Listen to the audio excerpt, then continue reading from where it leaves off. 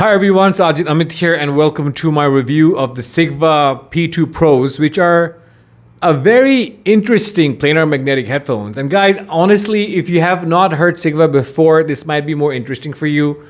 Because if you've heard Sigva before, this is a departure from what Sigva sounds like. So this is very interesting.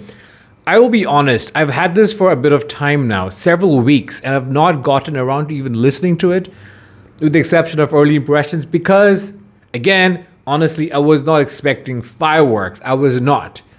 But fireworks, it has delivered in some ways, especially for the price. So in this review, I'll take you guys through my impressions of the headphone in terms of what this, feels like in terms of comfort, ergonomics, aesthetics, which are pretty evident, and of course sound. And I'll be drawing some comparisons to headphones in around this price category, especially the Sennheiser HD650, which is possibly everyone's benchmark, or it's sibling, the 600 at this price point. This is priced at $450, so it's around the $500 category, which is somewhat of a very challenging price point because you even get some of these more discounted HiFiMans nowadays at this price point, like the Nanda or the Edition XS, which are very technical headphones, right?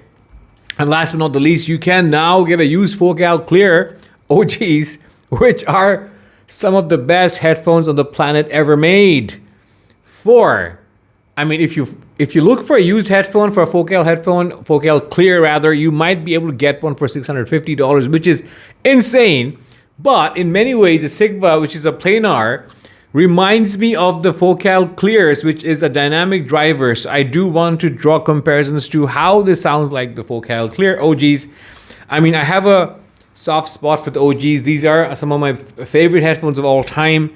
So it's the OG that I'll be drawing comparisons to and not the upgraded MGs. The MGs in many ways were not an upgrade to me. It just sounded a bit not like what I like to listen to.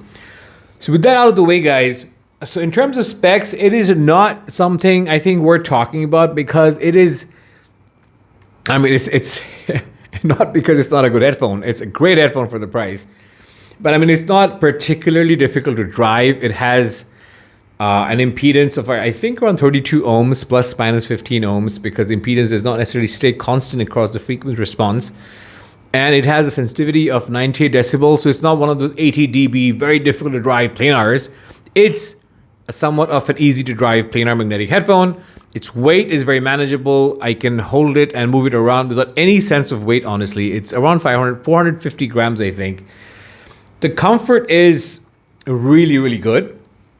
Like if I wear this, I don't really feel the weight. The weight distribution is fine. The strap here is reasonably comfortable. I do tend to prefer this sort of a secondary head strap, which HiFiMan headphones also give me.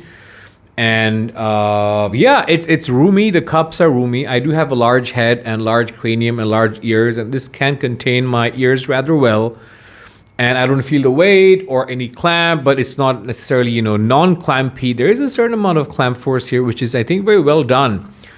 And aesthetically, and in terms of construction, it's a well-constructed headphone. This is all metal here. These are metal bits. And it rotates 180 degrees, so that's wonderful. And this grill is metal. This aesthetics here, they're pretty. They're certainly pretty. They might or might not be for you. This has, this sort of convex shape going on, and then these fish scale patterns. And this is actual wood, no faux wood stuff you get even with the very expensive HiFiMan Susvara. This is real red oak. And that in itself, I think, is a wonderful and tasteful addition aesthetically. And it looks very nice. And it feels good to touch. And it still does not weigh a lot, which is wonderful. And then, of course, you have this soft velvety material here, which is very, very plush. Marvelous job in terms of aesthetics, build, and construction. Aesthetics, of course, are subjective, and this is a very Sigva-esque aesthetic, which may or may not be for you, but I think it's a nice aesthetic. It's not necessarily as iconic as a Focal aesthetic, which is something that I think very few headphones can live up to, which, the French know their design, and of course, doesn't have the same level of recognizability and iconic status as the Sennheiser 600 series aesthetic, so that's, of course, there. But to talk about sound, which is something that I like to do much more than I like talking about aesthetics and specs and all that, this is a serious headphone. The FR is a serious FR. I haven't measured it, so my ears are going to be my measuring rigs, and I'll tell you what this sounds like to me. The bass is flat and extended, so it's very planar-like. So if you're imagining a FR, this is the way I would draw it. I would start drawing a very extended, deep sub bass, right? Then in the realm of pinna gain, which is around 3 kilohertz, 2 to 3 kilohertz, I perceive that the pinna gain around 2 to 3 kilohertz is not exactly where Harman is, except I think it's slightly subdued, not too much. So it does have pinna gain, but more subdued than the Harman FR target. I perceive a bit of 4K because the female vocals sound very forward and beautiful and intimate. And then it is pretty much tracks Harman from what I can hear, with the exception that I do think there are certain treble peaks in around mid to upper mid, lower mid to mid treble, so around 6 kilohertz, 8 kilohertz, which I think give it a sense of sharpness to the attack of electric guitars, a sense of detail, and a sense of sharpness even to percussive hits. It's a very neutral yet natural sounding FR. It's natural. A lot of times neutral doesn't sound natural for me. Neutral sounds very anemic to me sometimes. Neutral sounds boring to me sometimes.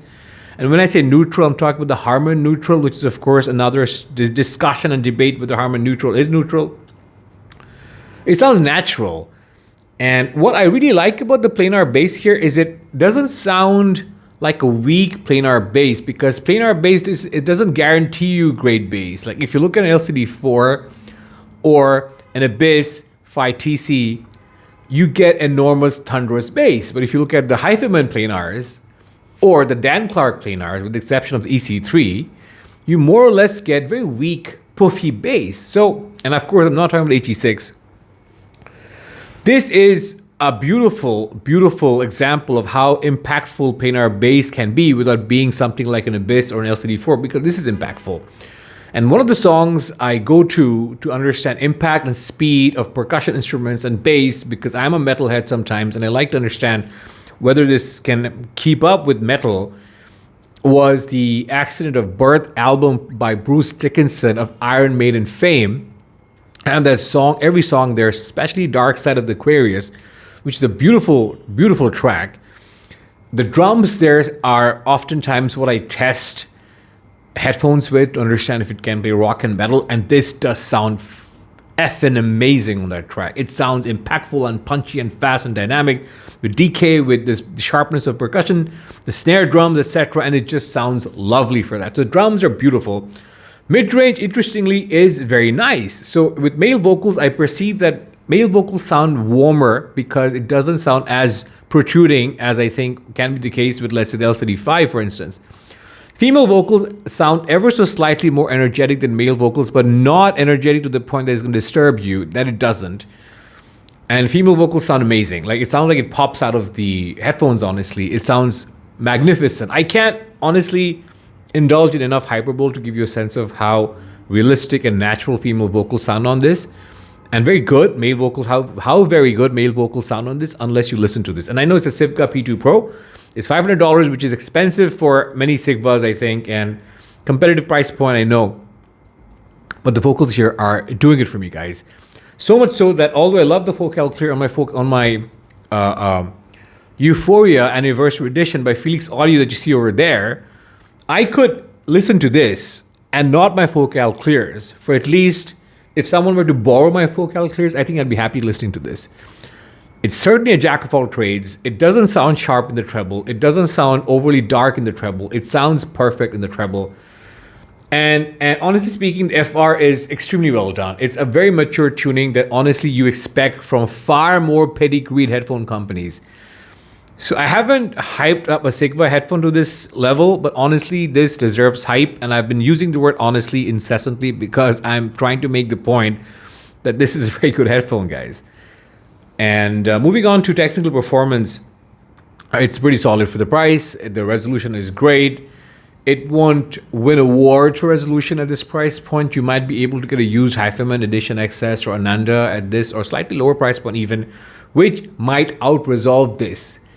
But those headphones will lack in bass, punch, and slam and dynamics, and are oftentimes a bit bright and a bit fatiguing for long listening and don't work well with rock and metal. So I would honestly take the tonality of this over these Headphone headphones, which might be slightly more detailed. But detail is very subjective, and detail oftentimes, when we compare detail with this headphone, another headphone like an Edition XS from Headphone, we are talking about such minute differences that they might as well be irrelevant for 90% of humanity.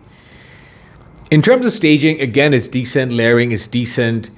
I think dynamics and speed are worth discussing because it does sound fast and punchy, which is very difficult to combine.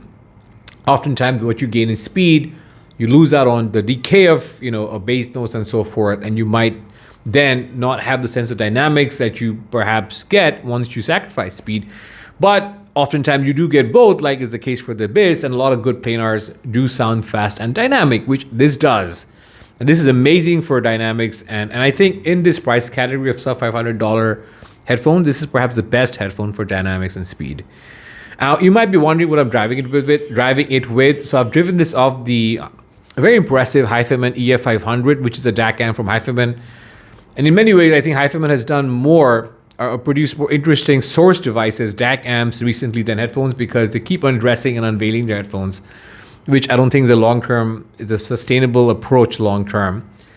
And we'll see as soon as with a bit of time how these headphones hold up. But Headphone electronics have been impressive. The Headphone EF500 is a very impressive DAC amp.